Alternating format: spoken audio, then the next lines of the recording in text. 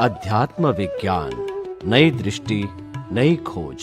देखिए, सुनिए और समझिए।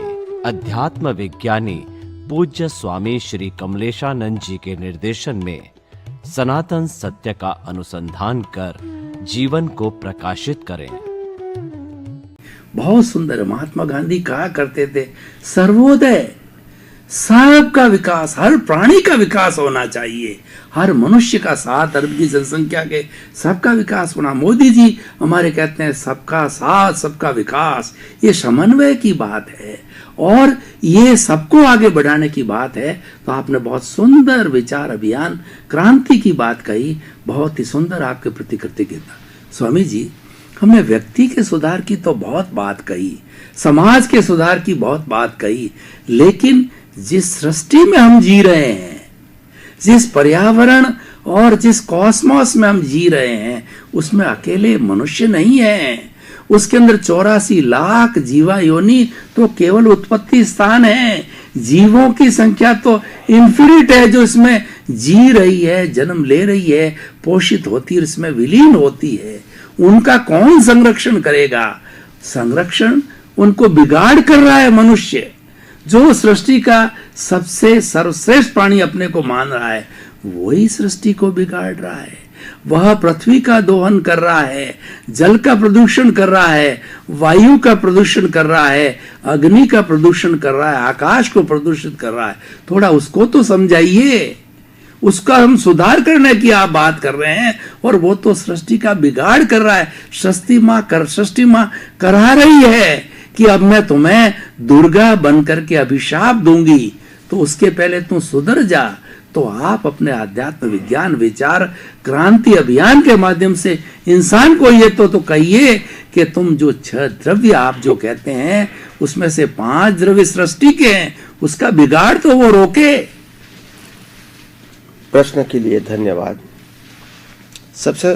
हमारे जीवन में सबसे बड़ी बात यह है कि हम अपने जीवन को जिस प्रकार से धार्मिक रूप से या सामाजिक रूप से जो मानते हैं, जानते हैं और देखते हैं इर्द गिर्द, इससे बहुत ऊपर साइंस है।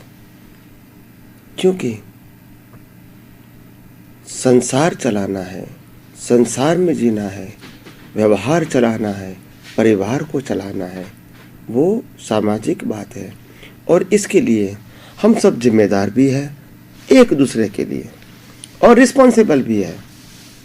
मगर तत्वज्ञान समझना आम लोगों के बस की बात नहीं है। उसके लिए उसका गहन अध्ययन करना पड़ेगा। इस सृष्टि में अगर सिद्धांत से देखा जाए तो इस पूरे यूनिवर्स के अंदर, जिसको जैन धर्म में 14 राजलोक बोलते हैं, 6 देवलोक, 7 नरकलोक और मध्यलोक, इसका टोटल होता है 14 राजलोक। हिंदू धर्म में बोलते हैं 3 लोक, मध्यलोक, ऊर्ध्वलोक और अधोलोक। 14 लोक कहो और 3 लोक कहो, दोनों एक ही बात है, प्रेजेंटेशन डिफरेंट है। तो पूरे 14 राजलोक के अंदर, तीनों लोक के अंदर जीव सृष्टि, जिसको हम आत्मा है तभी तो जीव कहेंगे, आत्मा नहीं है तो जीव नहीं कहेंगे, जड़ कहेंगे। तो पूरी सृष्टि के अंदर जो आत्म तत्व है वो कभी प्लस नहीं होता है, कभी माइनस नहीं होता है। इंटरनल चेंज होते हैं। कभी 1 इंद्रिय जीव बढ़ेंगे, कभी 2 इंद्रिय जीव बढ़ेंगे, कभी 3 इंद्रिय बढ़ेंगे, कभी 4 इंद्रिय के बढ़ेंगे, कभी 5 इंद्रिय के जीव बढ़ेंगे, कभी मनुष्य के बढ़ेंगे या कम होंगे, कभी पशु योनि में बढ़ेंगे या तो कम होंगे, कभी नरक गति में बढ़ेंगे या तो कम होंगे, कभी देवलोक में बढ़ेंगे या तो कम होंगे। यानी पूरी सृष्टि के अंदर इंटरनल चेंज होना संभव है, मगर तत्व रूप से आत्मा को प्लस होना माइनस होना संभव नहीं है। क्योंकि ये जो सृष्टि चलती है वो रेगुलरिटी ऑफ द वर्ल्ड से चलती है और रेगुलरिटी तब काम में आएंगी जब क्रीचर्स की संख्या फिक्स होती है। तो इस ब्रह्मांड में 14 राजलोक के अंदर, तीनों लोगों के अंदर जो जीवों की संख्या है, जीवों की कैटेगरी को छोड़ दो, टोटल नंबर ऑफ जीव की संख्या है वो कभी कम नहीं होती है, प्लस नहीं होती है, कभी माइनस नहीं होती है, वो फिक्स होती है। इसीलिए कुदरत का कानून काम कर सकता है। जितने भी लोग इस संसार में से मुक्ति पाता है, इतने ही जीव निगोद में से व्यवहार राशि में आता है। तो व्यवहार राशि में न कभी प्लस होता है न कभी माइनस होता है, मगर जो कुछ प्लस माइनस दिखता है वो फिजिकली है, और ये आंखों देखा सत्य है, वो शाश्वत सत्य नहीं है। क्योंकि हमारी आंखों की दृष्टि और आंखों के पीछे बुद्धि की सोच बहुत लिमिटेड है, और केवल ज्ञान की दृष्टि अनलिमिटेड है। उन्होंने अपने केवल ज्ञान में देख के बताया कि तीनों लोक के अंदर या 14 लोक के अंदर कभी एक जीव प्लस नहीं होता है और कभी माइनस नहीं होता है। जितना मोक्ष में जाएगा इतना निगोद में से व्यवहार राशि में आएगा और यहाँ का बैलेंस इक्वल हो जाएगा। अभी बात होती है पर्यावरण की, जिसमें हमको लगता है कि बहुत सारी अग्नि होंगी तो जल तत्व के जीव मर जाएंगे, शायद इंसान भी मर सकते हैं, एनिमल भी मर सकते हैं, पक्षी भी मर सकते हैं, हो सकता है, हम मानते हैं, हम वो मना नहीं करते। जो फिजिकली बात है और जो हो रही है वो तो दिखती है और मानते भी हैं, मगर इतना जरूर ध्यान रखो, एक जगह ठंडी होगी दूसरी जगह गर्मी होगी, एक जगह बारिश होगी दूसरी जगह सूखा होगा, एक की पॉपुलेशन कम होगी दूसरे की पॉपुलेशन बढ़ जाएंगी, क्योंकि जीव तो वही के वही रहेंगे।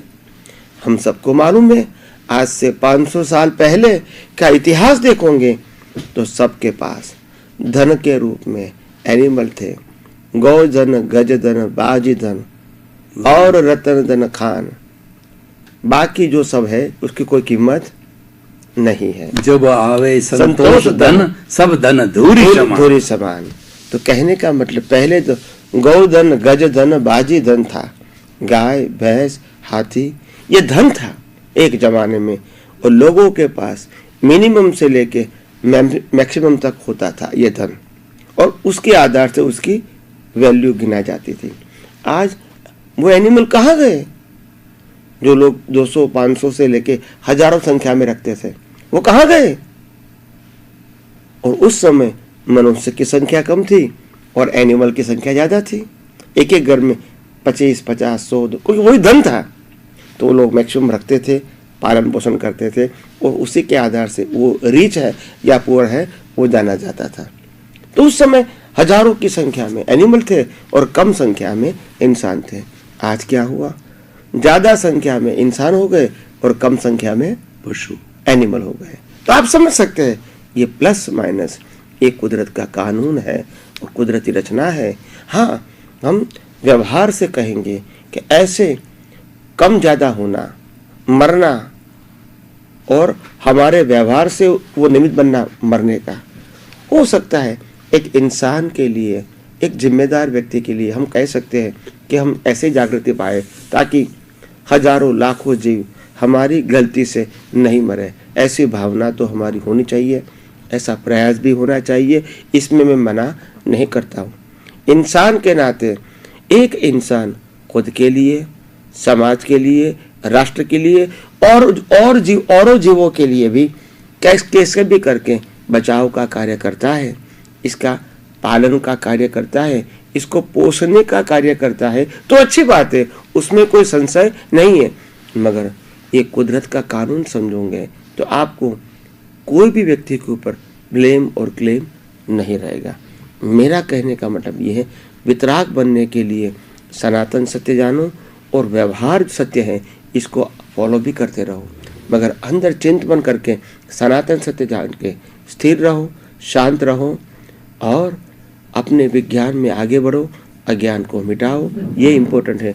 और बाह्य जीवन के अंदर इंसान के नाते, सामाजिक प्राणी के नाते, समाज के लिए, राष्ट्र के लिए, विश्व के लिए जो कुछ भी कर सकते हैं वो करते रहो, और प्राणी पशु पक्षी के लिए भी इंसान के नाते जो कुछ भी करते हैं वो करते रहो, और एक दूसरे की चिंता करके वो एक दूसरे को कैसे सरवाइव होवे वो भी कहो। मैं आपको भय संज्ञा के रूप में एक बात बताना चाहता हूँ क्योंकि ये सब्जेक्ट निकला है, इसलिए मैं बिल्कुल मानता हूँ। और कई सारे महान पुरुषों ने भविष्यवाणी कर दिया है ये वर्ल्ड की जो अभी है, और वही बात मैं करता हूँ। मैं अपने एंगल से करता हूँ, उन्होंने अपने एंगल से किया है। मैं भी कहता हूँ, मैं भी मानता हूँ, थोड़े समय के बाद यानी 25 और 50 मैक्सिमम 50 ईयर्स, मगर लेस देन 50 ईयर्स, ये पूरे विश्व की पॉपुलेशन मोर देन 50%, पॉपुलेशन का मतलब होता है इंसान की बात करता हूँ मैं, एनिमल की बात नहीं करता हूँ। इसको पॉपुलेशन नहीं बोलते हैं, इसकी काउंटिंग नहीं होती है। एनीवे, तो पूरे विश्व की मोर देन 50% पॉपुलेशन 50 साल के पहले ही डिस्ट्रॉय होने वाली है, और वो भी ज़्यादातर नेचुरल डिजास्टर से, मैन मेड प्रयासों से नहीं। मैन मेड प्रयासों से 10 to 20% डिस्ट्रॉय होगा। 80% population of the world natural disaster से नाश होने वाली है, और वो नाश होके कहाँ जाएगी? एनिमल में। एनिमल की संख्या बढ़ेगी, इंसान की संख्या कम होगी। ऐसा क्यों होने वाला है? मैन मेड जो डिजास्टर होने वाला है वो तो मानवीय कोई कारण से होने वाला है, मैं स्वीकार करता हूँ, मगर कुदरत क्यों 80% पॉपुलेशन को नाश कर देगी?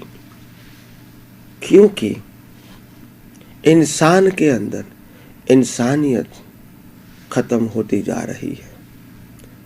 भौतिक चीज, मटेरियल, विनाशी चीज, जड़ चीज के प्रति उनका लगाव बढ़ रहा है, और इसीलिए लोगों का दिमाग भी जड़ हो रहा है, और उसमें से सेंस, लाइवनेस, ह्यूमैनिटी धीरे धीरे खत्म हो रही है। इंसान को घरों के अंदर इंसान आता है वो पसंद नहीं है। एक घर के अंदर एक टीवी है, 4 टीवी ला दो 4 कमरे का, कोई कंप्लेन नहीं, मगर वही घर के अंदर 4 व्यक्ति है, 2 व्यक्ति मिलने के लिए आएंगे और 5 दिन रहेंगे, टेंशन टेंशन। जिंदे व्यक्ति नहीं चाहिए। कंप्यूटर 1 नहीं 10 ला दो, नो कंप्लेन। फोन 1 नहीं 10 ला दो, नो कंप्लेन। फ्रिज 1 नहीं 5 ला दो, नो कंप्लेन। टीवी ला दो, नो कंप्लेन। कार ला दो 5, नो कंप्लेन। जड़ चीज कितनी भी लाओ, कोई कंप्लेन नहीं, मगर जीवित व्यक्ति घर में नहीं चाहिए ज्यादा। ये माहौल बन चुका है, और उसी का रिजल्ट आएगा, क्योंकि ह्यूमन में जब ह्यूमैनिटी पार वैल्यू से नीचे चली जाती है तो इसको ह्यूमन कहेंगे, मगर कुदरत की भाषा में वो ह्यूमन नहीं है, वो एनिमल हो चुका है। एनिमलिस्टिक का नेचर उसके अंदर हो चुका है, और इसीलिए कुदरत इसको एनिमल में ही भेजेगी। आप समझो, तो एनिमल की पॉपुलेशन बढ़ जाएगी, इंसान की कम हो जाएगी। कुदरत कभी राग द्वेष नहीं करती है। कुदरत का काम न्याय देना है, अन्याय करना नहीं है। अन्याय तो हम करते हैं, कुदरत तो अन्याय का क्या करती है? रिजल्ट देती है। तो इसीलिए आइए हम सब अपने अंदर मानवता को टिकाए रखें और अपनी मानवता को जागृत रखें, ताकि हम एनिमल नहीं बने, अच्छे इंसान बने और आध्यात्म की ओर आगे बढ़े। यही मेरी शुभकामना आप सबको है, और धीरे धीरे जैसे जैसे विज्ञान की बात चलती रहेगी, आपको हम समय समय बताते रहेंगे। आपका प्रश्न, आपका संशय जो भी है वो आप हमको मोबाइल या ईमेल द्वारा आप भेजते रहिए, और हमको आपको बताने का मौका दीजिए, और आप खुद भी सुनते रहिए, और आपका जीवन, आपके परिवार का जीवन, आपके सहयोगिया का जीवन मंगलमय बनाए, यही शुभकामना। बहुत बहुत धन्यवाद स्वामी जी। अभी आपने जो भगवान की वाणी बताई कि 84 लाख जीवा योनि के वो जो जीव जो है वो घूमते रहते हैं ना, ये घटता है बढ़ता है, उसमें मैं भगवान की वाणी और जोड़ता हूं कि दूसरा अजीव तत्व छोटा से छोटा परमाणु, वह भी ना ये घटता है ना बढ़ता है, वो भी आपस के अंदर जुड़ते रहते हैं और बदलते रहते हैं। ये शाश्वत नियम है। अगर मैं सृष्टि के शाश्वत की बात करूं, थ्योरी ऑफ रिलेटिविटी बात कहती है E=mc²। E मतलब एनर्जी, M मतलब मास, C मतलब कांस्टेंट। इस सारी सृष्टि की एनर्जी न घटती है न बढ़ती है, रूपांतरण होता है ठोस का द्रव्य के अंदर। तो इतनी बातें शाश्वत सत्यों की है, तो हमें उनको प्राप्त करना है, अपने जीवन में प्राप्त करके दृष्टि की आराधना करनी है। मैं शुद्ध आत्मा हूं। कब शुद्ध आत्मा? रिलेटिव सत्य को जीते हुए शुद्ध आत्मा। स्वामी जी, आपका बहुत बहुत धन्यवाद। आपके प्रति कृतज्ञ